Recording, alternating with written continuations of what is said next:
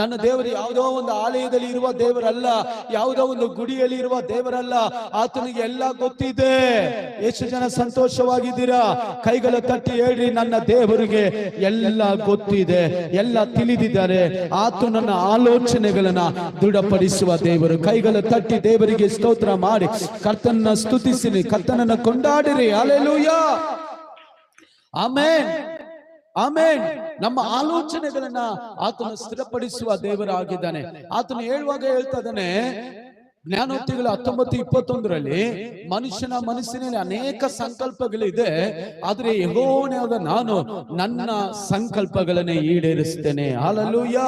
ನಮ್ಮ ಮನಸ್ಸಿನಲ್ಲಿ ಎಷ್ಟೇ ಆಲೋಚನೆ ಇದ್ದರೂ ಕೂಡ, ಲೌಕಿಕದ ಆಲೋಚನೆ ಇರ್ಬೋದು, ಪಾಪದ ಆಲೋಚನೆ ಇರ್ಬೋದು, ಅಥವಾ ನಾನು ಹಣವಂತನಾಗಿ ಶ್ರೀಮಂತನಾಗಬೇಕು, ನಾನು ದೊಡ್ಡ ವ್ಯಕ್ತಿಯಾಗಿ ಕಾಣಬೇಕು, ಹಾಗೆ ಈಗೆಲ್ಲ ಯೋಚನೆಗಳಿರ್ತದೆ.